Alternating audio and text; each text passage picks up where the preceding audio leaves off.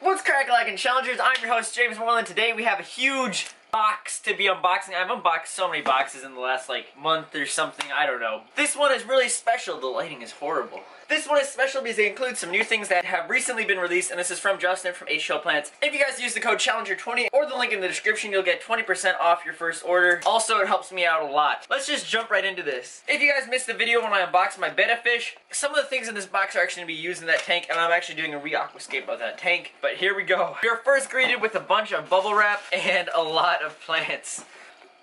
So guys, I told him, I was like, I'm setting up a lot of new tanks and I would love some new plants. If you guys don't know, HL Plants just started selling some new hardscape material like this spiderwood. And this is going to be amazing because I keep saying I'm setting up some new nano tanks and this is going to be wonderful for them. Like, I just put that right there. And these plants are going to be used not only in this tank, but also my 90-gallon, as well as some of the other tanks, as well as some new tanks that we're setting up. So a lot of these plants that I'm getting are just going to be grown out and eventually used in different tanks. But I got, I think, 3 pieces of spiderwood.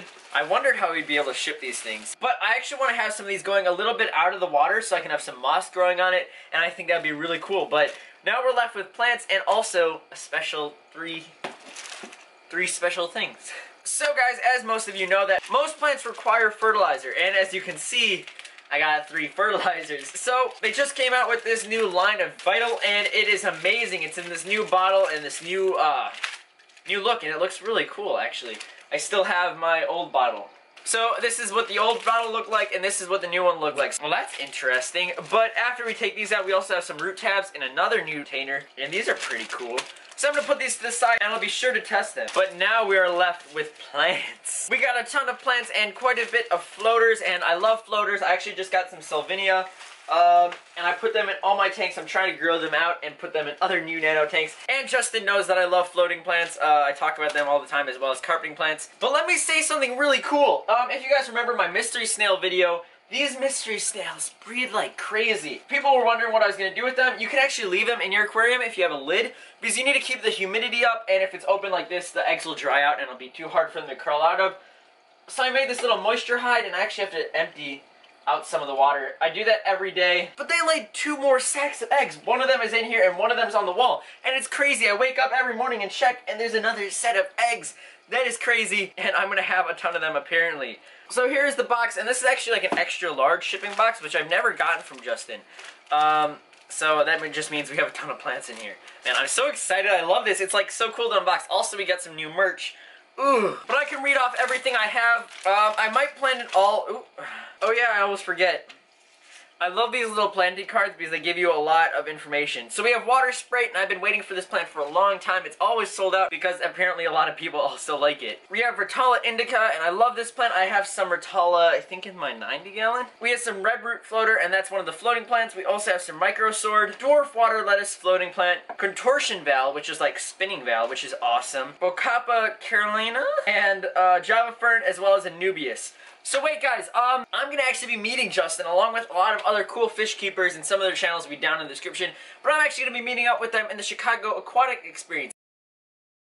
I'm actually having a specific video on that later, or I might have already had it if it was on Saturday. I don't know, but it's gonna be a lot of fun, and if you're going, make sure you come up to me. We can take a photo, I'll give you some free stuff. But yeah, let us get right into, I need to get a towel. I usually have a towel in my fish room, so when I have my hand in there, I can just dry it off. I really like this Aquarium co-op towel. I need to get one of my own. I gotta get a Challenger one. But this thing is awesome. It's like a workbench microfiber towel. And it works wonders because like when I have my hand in, I just dry it all off. So this is pretty cool. Also guys, I'm planning on getting another angelfish, maybe at the Aquatic Experience. I'm pretty sure the one I have now is a male, and I'd love to get a female. I mean, I'm not really interested in breeding them. I'd just like to have 2 of them and not kill each other. If they are a breeding pair and I get babies, that'd be crazy, but I don't think I'm equipped to handle that yet. I watched like a 2-hour video on breeding them.